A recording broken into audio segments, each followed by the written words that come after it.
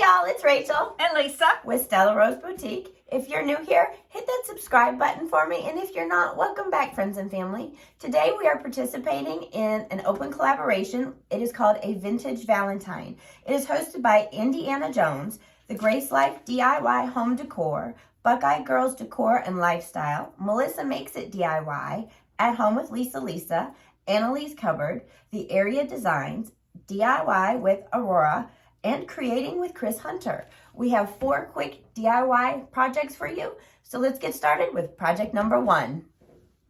For this first project, we're using some leftover burlap from another project that we've had. You don't need to use anything special.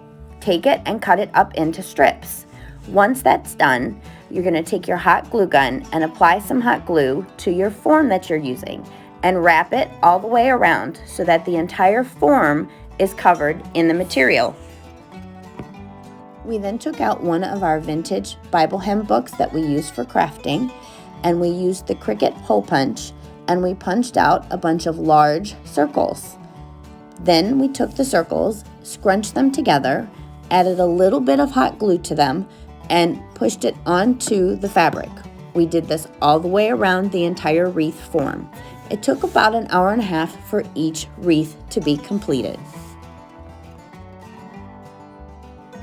Once we completed the wreaths, we cut a piece of muslin and attached it with hot glue on the back side so the wreaths could be hung for decor. Let me know in the comments how you think these wreaths turned out. Make sure you hit that subscribe button, it helps me grow my channel. Project number 2. I wanted to make a decor tree, but I didn't want to spend any money. So I gathered up all the different things I had left over from different crafting projects, and I made some hearts out of shapes that I had by hot gluing them together, and then I found some little wooden hearts. I then painted them with my DIY paint in Marquee, Kissing Booth, and then a custom painted pink that I had. Once I got all the sides painted, I sealed it up with DIY Big Top. And then I needed to get some string together. I wanted it to be clear, so I used an old fishing reel that no longer worked and pulled the line off of it. Here you see me putting the hot tip of the glue gun into a glue stick. This prevents the glue stick from dripping in between you using it. Here you see me applying the actual clear string to the back of the little hearts that were painted so they'll hang from the tree.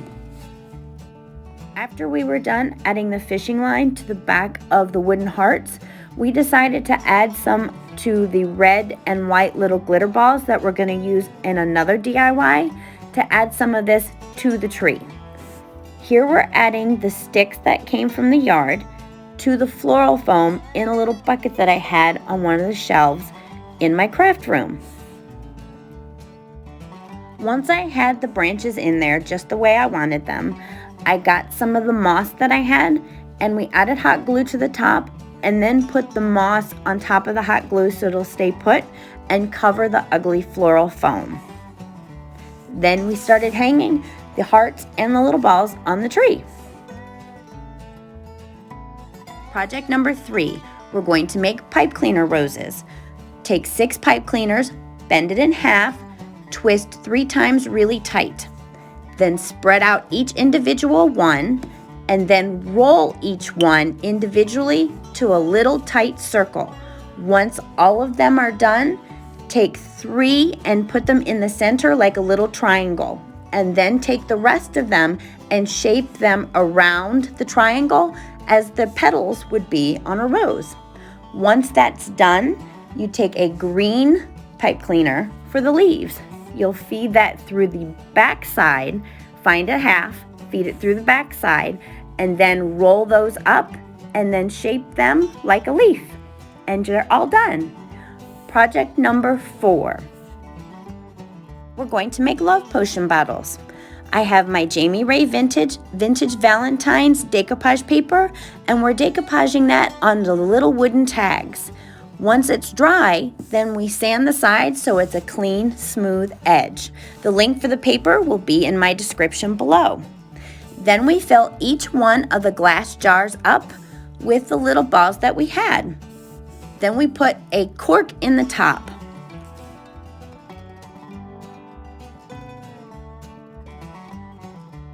Then we took one of our white paint pens and some black labels that we had and wrote Love Potion number 9 and set them aside so they could dry.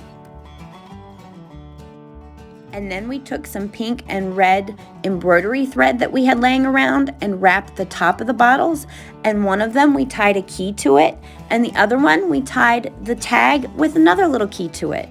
When that was done, we applied the dried label that we made that said Love Potion number 9.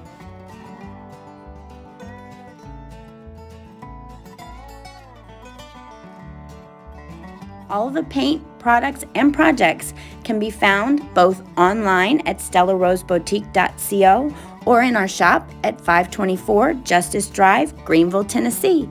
Thank you so much for watching. Please make sure you hit that subscribe button and tell me in the comments what your favorite project was today. Bye!